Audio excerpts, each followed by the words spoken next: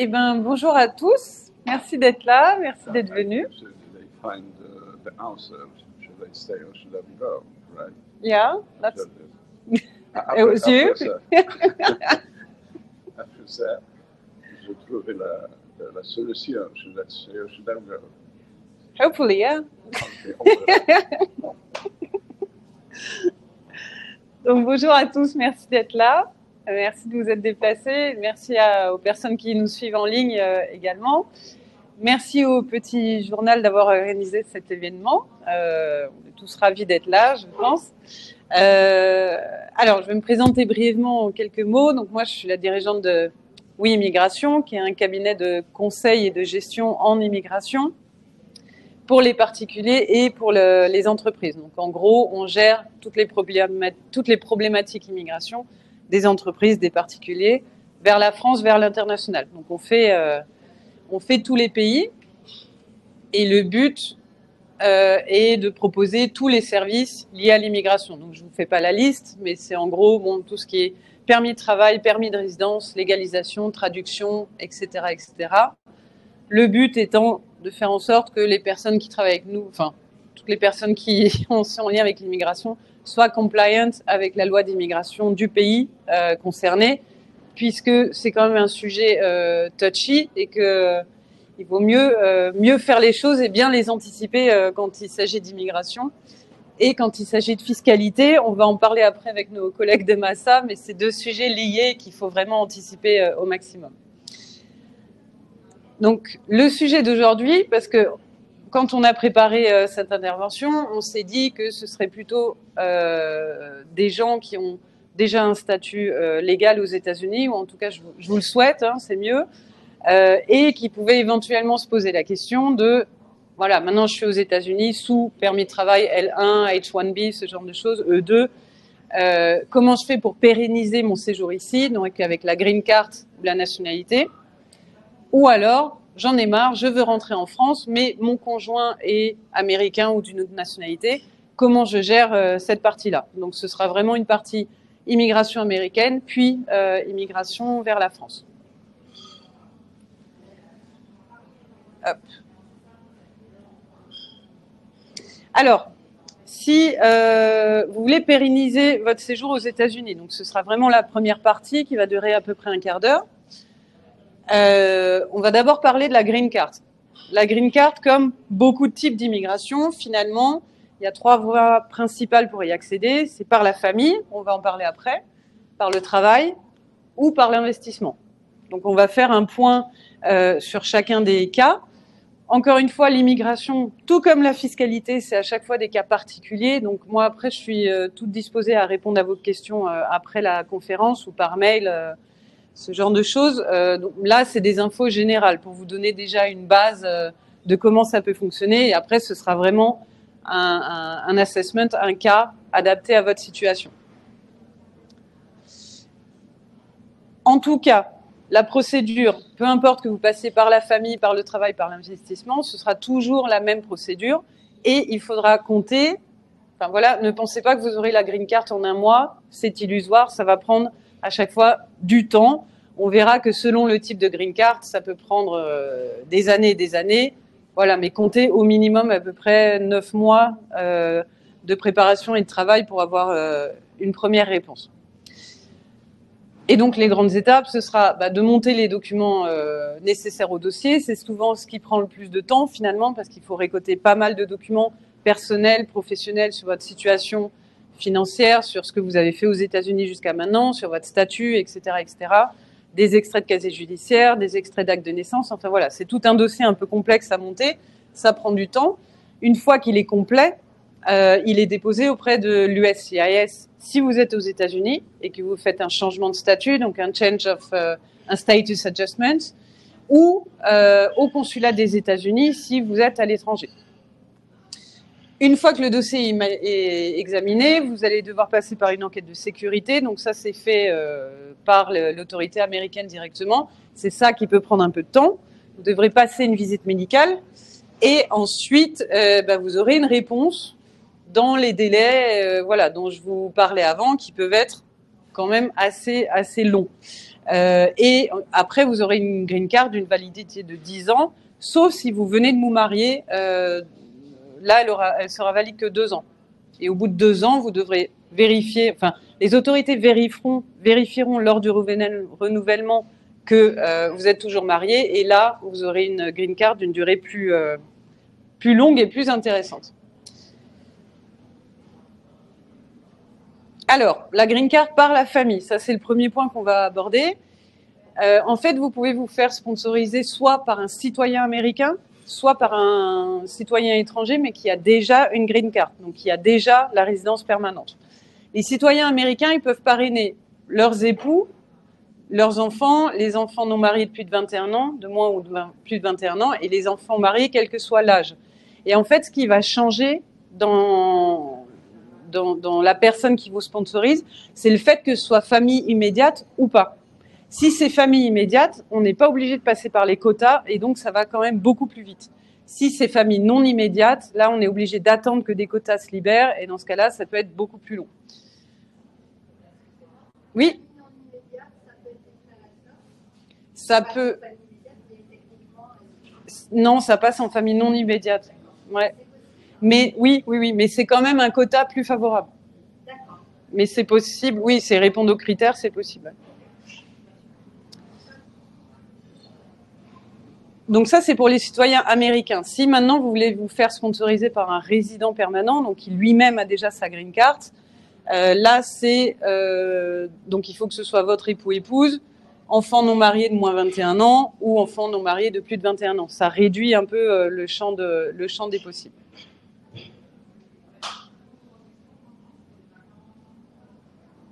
Est-ce que c'est bon pour la famille? De toute façon, après, il y aura une partie questions-réponses. Hein. Donc, si vous avez des questions, vous pouvez les poser maintenant ou bien à la fin, comme vous voulez.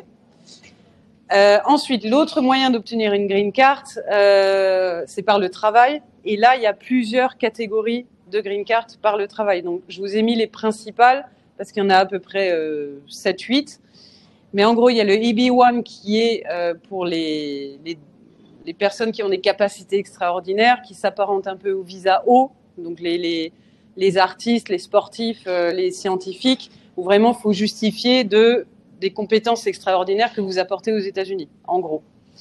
Il y a le EB2 qui est pour les travailleurs qualifiés. Ça, c'est au-dessus du master, enfin, c'est tout ce qui est master, doctorat, ou, encore une fois, les compétences exceptionnelles en sciences, affaires et arts. La différence, c'est que le EB2, comme quasiment 90% des permis de travail américains, doit être sponsorisé par un employeur américain. Ça, c'est quand même essentiel. Et en fait, il faut donc que vous ayez une offre d'emploi avant de déposer ce dossier, sinon il sera rejeté. Il y a une exception qui s'appelle la National Interest Waiver, qui peut éviter de passer par cette offre d'emploi. Mais il faut encore une fois vérifier que vos compétences, votre expertise, tout ce que vous savez faire dans votre travail bénéficiera largement aux États-Unis. Et ça, c'est quand même assez précis et assez complexe à démontrer. Donc souvent, c'est plus facile de passer directement, de ne pas compter sur ce National Interest Waiver, quoi.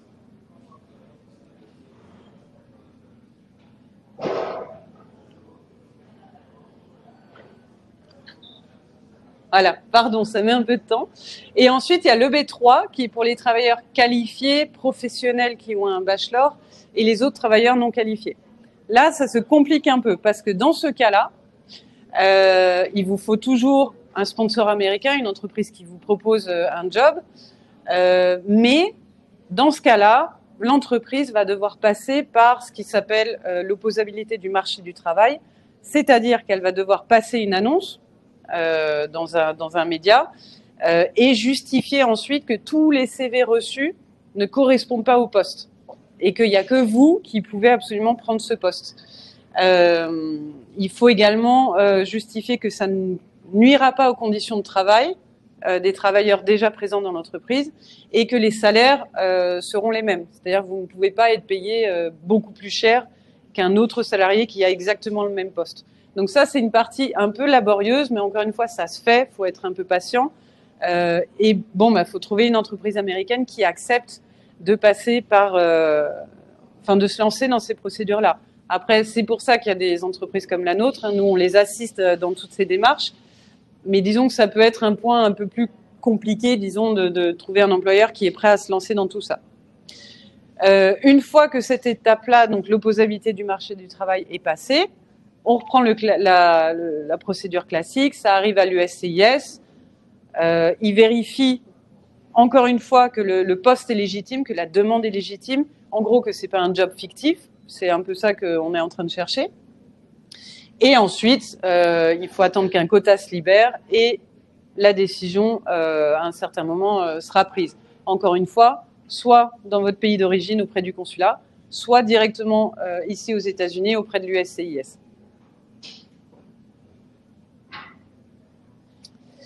Dernière option pour obtenir une green card, c'est le programme EB-5. Je ne sais pas si vous êtes familier du programme EB-5, qui a été lancé dans les années 90 et qui, pour la faire très rapide, si vous avez beaucoup d'argent à investir aux États-Unis, c'est une super option parce qu'en gros, vous achetez un peu votre green card. Elle a été créée, c'est un programme qui a été créé pour attirer les investisseurs étrangers et faire en sorte qu'ils investissent dans des sociétés américaines et surtout qu'ils créent ou maintiennent de l'emploi. C'est pour ça que les conditions pour le EB-5, en dehors de l'argent que vous apportez, c'est également que ça crée de l'emploi, que l'entreprise que vous entendez monter génère des bénéfices pour les États-Unis au sens large. Donc, il faut que ce soit un investissement qualifié et en fait, le montant que vous investissez va varier selon le type d'entreprise. C'est au moins 1,5 million de dollars pour une entreprise commerciale et si vous allez dans une zone où il y a, dans une région où il y a beaucoup de chômage ou alors dans une zone rurale, c'est seulement, entre guillemets, 800 000 dollars. Une fois que l'investissement sera fait, encore une fois, il y aura une enquête pour vérifier que ça entraîne bien la création ou le maintien d'emplois. Il faut qu'il y ait au moins 10 emplois qui soient créés dans les 2 ans, donc c'est quand même une gageure. Faut donner un business plan pour les convaincre et en fait, il faut s'y tenir au business plan. Donc, c'est pas toujours forcément évident parce qu'on ne sait pas de quoi l'avenir sera fait quand on monte une entreprise, mais c'est ce à quoi vous vous engagez. Et si c'est pas respecté, vous n'aurez pas la green card plus de 2 ans. Donc, faut quand même bien voir sur le long terme. Et si vous l'avez, ça vous permet de sponsoriser votre famille. Et puis, voilà, comme je vous disais, au bout de 2 ans, vos engagements seront vérifiés. Et éventuellement, votre carte sera prolongée jusqu'à devenir une green card de 10 ans. Donc ça, c'est pour le EB-5. Encore une fois, s'il y a beaucoup d'argent à investir, c'est vraiment la voie la plus facile parce qu'en plus, ça va relativement plus vite que toutes les autres green cards. Mais voilà, faut avoir de quoi investir. Est-ce qu'on est OK sur la green card? Est-ce que vous avez des questions? Ça va? Bon. Ensuite, après la voie royale, une fois que vous avez obtenu votre green card et que vous l'avez depuis un certain temps, c'est de demander la nationalité américaine. Évidemment, il faut vérifier surtout au niveau de la fiscalité, encore une fois, si c'est intéressant ou pas, puisque ça peut... il y a évidemment des droits qui viennent avec ça, enfin des aspects positifs, mais aussi des aspects négatifs, donc il faut bien y penser quand même. Évidemment, en obtenant la nationalité américaine, vous avez le droit de voter à toutes les élections. Vous avez le droit de parrainer des membres de votre famille, comme on l'a vu avant, pour qu'ils obtiennent eux-mêmes leur green card. Vous obtenez la protection consulaire à l'étranger. Vous pouvez travailler pour le FBI. Vous n'avez plus aucun risque d'expulsion, puisque voilà, vous n'êtes plus résident permanent, donc vous ne pouvez plus être expulsé. Et vous pouvez vivre à l'étranger sans perdre votre statut de citoyen américain. Ce qui n'est pas forcément le cas avec la green card ou les autres permis de travail, puisqu'il faut quand même que vous soyez une partie du temps aux États-Unis pour ne pas perdre votre titre. Alors, la nationalité, les conditions. Donc, vous devez avoir votre green card depuis au moins 5 ans et 3 ans si vous êtes marié avec un citoyen américain. Vous devez avoir résidé de manière continue aux États-Unis depuis 5 ans. Et il faut que vous soyez physiquement présent aux États-Unis pendant au moins 30 mois au moment où vous faites la demande, et il faut que vous soyez dans l'État dans lequel vous faites la demande depuis au moins 3 mois. Donc encore une fois, tout ça, ça s'anticipe. Comme toute procédure d'immigration, c'est un peu un jeu d'échecs, donc il faut vraiment réfléchir à tout ça bien en amont et faire les choses dans l'ordre pour pas perdre beaucoup trop de temps en vrai, et d'argent. Vous devez prouver que vous êtes une personne de bonne moralité, donc il faut fournir votre non-criminal record qui va être bien vérifié puisqu'il y a une enquête, encore une fois, qui est faite sur vous. Vous devez prouver que vous parlez, enfin que vous maîtrisez la langue anglaise à l'écrit, à l'oral, et vous devez prêter allégeance aux États-Unis, le fameux serment d'allégeance. Voilà. Alors en l'occurrence.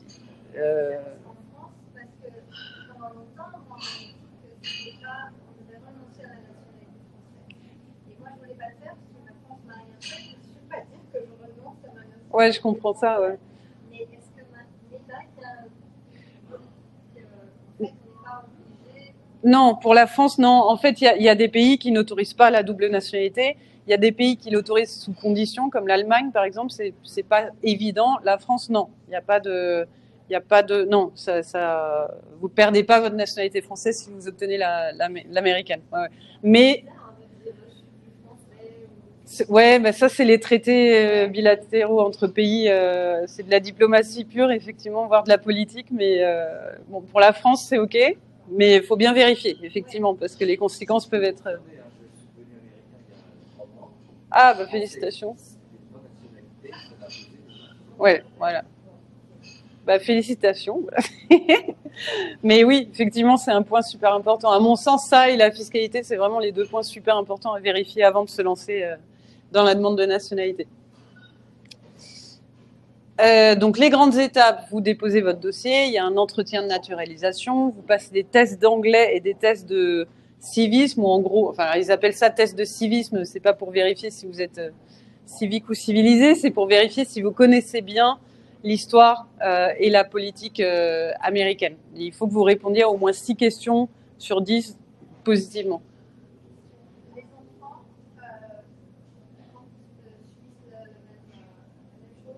Oui. Non, alors les enfants, ils sont exemptés jusqu'à 21 ans du test. Ouais. Pas du test d'anglais, mais du test de connaissance de la civilisation américaine, ouais. Exactement, voilà. Et donc une fois que la décision est prise, vous avez la cérémonie de naturalisation, bah, vous pourrez nous dire après comment ça s'est passé. Le fameux serment, serment d'allégeance. Ensuite, vous obtenez un certificat de naturalisation qui va vous permettre de déposer une demande de passeport auprès de l'autorité compétente. Et après, voilà, vous êtes américain. Alors, donc voilà, ça c'était vraiment la partie est-ce que je reste aux États-Unis et comment je reste de manière vraiment pérenne. Là, on va passer à la partie bah non, soit, enfin, pour différentes raisons, je veux retourner en France ou dans un autre pays. Là, je vous ai parlé de la France parce qu'a priori, on est un peu plus sur un public français, mais nous, on peut vous assister sur tous les pays. Donc, en gros, si vous êtes marié avec un conjoint américain, on va prendre cet exemple-là, et que vous avez des enfants. Alors déjà, première chose, pour les enfants, c'est quand même plus simple de demander tout de suite la nationalité française pour les enfants quand ils naissent. Vous déposez, enfin, vous les enregistrez auprès du consulat, vous faites les démarches pour qu'ils aient la double nationalité. Encore une fois, à voir quel est l'intérêt pour vous, mais c'est quand même plus simple que de lancer des démarches d'immigration après. Pour votre conjoint marié, alors pareil, il y a plusieurs parties. Il y a d'abord par le lien familial, ensuite par le travail et ensuite par la création d'entreprise. Parce que le mariage, et je le comprends parfaitement, n'est pas une option pour tout le monde. Clairement, c'est beaucoup plus simple si vous êtes marié, je vous le dis tout de suite. Ça facilite énormément les choses dans beaucoup de pays, dans quasiment 90% des pays. Il faut un acte de mariage pour être considéré comme dépendant, soit d'un national, soit de quelqu'un qui a un permis de travail. Sans acte de mariage, c'est quand même, ça complique les choses. Donc, très romantiquement, je vous engage à vous marier si vous envisagez de revenir en France avec votre conjoint américain. En gros, elle obtiendra un titre de séjour vie privée familiale conjointe français, qui donc se base sur le fait que vous soyez français et que vous ayez un acte de mariage. Et ça lui permet de résider en France et surtout de travailler. Et ça, c'est quand même top parce que du coup, la personne peut arriver directement en France, chercher un emploi, il n'y a pas de restriction, elle est autorisée à travailler. Et généralement, c'est délivré pour 1 an, puis 2 ans, puis 5 ans, et après, on arrive à la nationalité ou à des titres de séjour beaucoup plus longs. Donc ça, c'est vraiment une formalité, on va dire. Ça peut être complexe parce que ça reste des administrations françaises, donc c'est long, c'est beaucoup de paperasse et de documents, mais c'est complètement faisable. Pour un conjoint non marié, là, ça se complique un peu. Donc, première option, se marier, retour à l'étape 1. Et sinon, il est possible d'obtenir, alors, soit un visa visiteur, qui est un visa touriste long séjour, qui permet à la personne de résider en France, mais elle n'a pas le droit de travailler avec ça. Donc, bon, voilà, ça à voir entre vous, mais c'est quand même assez restrictif. L'idéal étant d'arriver en France sous ce visa visiteur pendant 6 mois, de se paxer si vous voulez absolument pas vous marier. Et ça peut amener à la délivrance d'un titre de séjour vie privée familiale. Mais il faudra quand même prouver 12 mois de preuve de vie commune en France. Donc l'idée, c'est d'arriver sous un statut visiteur, de vivre 12 mois ensemble en France, d'avoir les documents, de se paxer et encore une fois, idéalement, de se marier. Si le mariage n'est pas du tout envisageable avant d'arriver en France. Mais bon, voilà, il y a des options, c'est juste que c'est un peu plus compliqué. Oui, oui. Oui. Un enfant, par exemple, le père de l'enfant, s'il décidait de venir travailler, est-ce que le fait qu'il est père d'un enfant de la nationalité américaine, oui. peut demander oui. si ça ouais. travaille pour lui? Alors, green card, oui. Permis de travail, pas forcément. Ouais. Permis de travail, ce ne sera pas basé sur le lien familial, en l'occurrence, ça sera basé sur ses compétences. Et voilà. Et là, il y a quand même pas mal de titres de permis de travail aux États-Unis qui permettent de venir. Mais ouais, en ayant un enfant américain, oui, ça peut clairement aider. Voilà. Et donc, ça, c'est les options par le lien familial pour vos conjoints qui reviennent en France. Si jamais l'enfant n'a pas la nationalité française, il peut obtenir un DCEM, qui est un document de circulation d'enfants mineurs. C'est obligatoire. En fait, les enfants en France n'ont pas besoin de titre de séjour, mais ce document-là, il est demandé si l'enfant quitte le territoire et revient.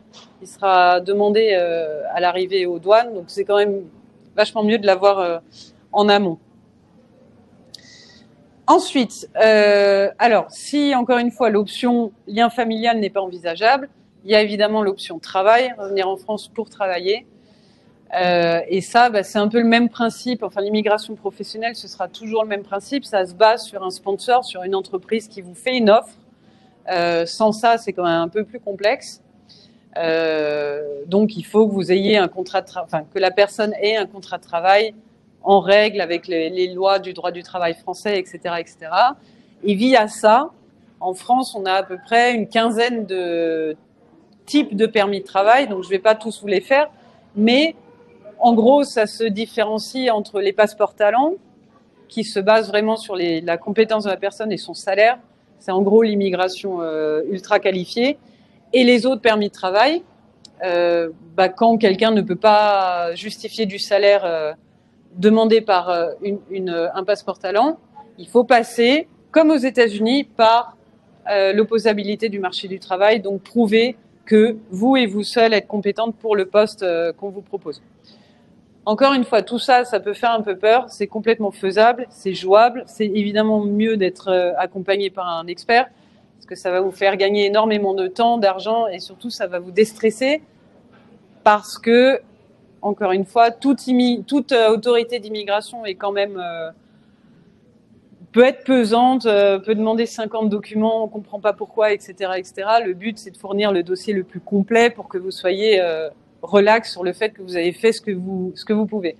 Donc voilà, il y a plein d'options en France par le travail. On entend souvent que c'est un pays fermé, que c'est compliqué et tout. En vrai, non, il y a pas mal d'options, c'est faisable. Mais encore une fois, faut anticiper tout ça. Puis oui, voilà, moi je vous parle ici de la France, mais on peut vous aider sur tous les pays. Et dernière option, c'est si votre conjoint veut créer une entreprise en France. Il y a deux possibilités principales. C'est le passeport talent création d'entreprise. Celui-là, il est top parce qu'il donne droit à un titre de séjour de 4 ans, mais il implique un investissement de 30 000 € sur un compte en France. Voilà. Et l'autre option, c'est un titre de séjour entrepreneur profession libérale. Lui, il n'y a pas d'investissement à faire. Il faut prouver que votre business plan est viable financièrement. Par contre, c'est délivré uniquement pour 1 an. Et contrairement au passeport talent, la famille ne peut pas venir. Mais en l'occurrence, s'il y a une famille française, la question ne se pose pas. Mais voilà. Et puis, le titre de séjour entrepreneur profession libérale n'est délivré que pour 1 an. Dans les deux cas, il faudra non seulement créer l'entreprise, ce qui en France peut être un peu complexe. Il me semble qu'ici, ça va relativement vite. En France, c'est encore une fois beaucoup de paperasse et de blablabla. Nous, on collabore avec une société qui est spécialisée dans dans la création d'entreprises. Donc, on propose des packages communs, création d'entreprise et immigration. Dans les deux cas, voilà, il faudra que le business plan soit hyper costaud parce qu'il va il va devoir recevoir l'aval d'une autorité française, en l'occurrence le ministère de l'économie, qui va vérifier que c'est cohérent, que oui, vous allez réussir à vivre de votre business et que éventuellement vous allez créer des emplois, etc., etc. Donc voilà, on ne peut pas juste venir et dire je vais créer mon business en 2 minutes, ça ne marchera pas comme ça, malheureusement. Mais encore une fois, c'est des options qui sont complètement envisageables. Il n'y a rien de pas faisable, quoi. Et je crois que voilà, moi j'ai fait le tour pour ma part. Est-ce que vous avez la moindre question? J'ai une petite question. Oui. Je pense que tu es dans une situation beaucoup plus simple que vous avez évoquée, mais dans le cadre d'un groupe français. Ouais. Qui se fait 2 ans aux États-Unis, mais qui va rentrer en France. Il y a des sujets fiscaux. Oui. On discute avec d'autres personnes là-bas, mais est-ce qu'il y a des. Rien du tout. Non.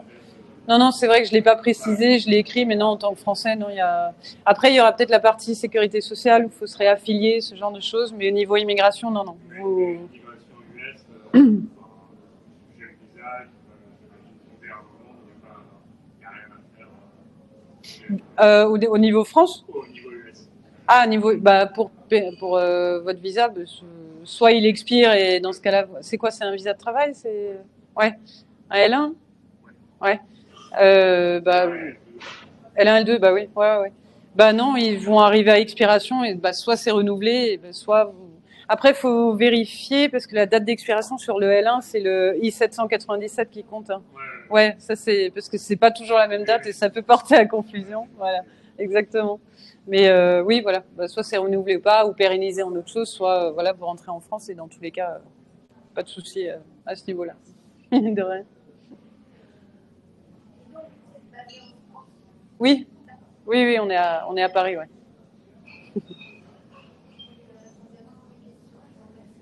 Avec plaisir. Je vous laisse filer, oui. Au revoir. Et merci d'être venu. So, do you stay or do you go?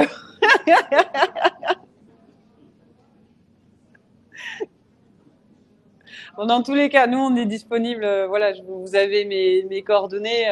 Je suis disponible là jusqu'à ce soir. Vous pouvez m'envoyer un mail. Avec grand plaisir, on vous répondra. Voilà.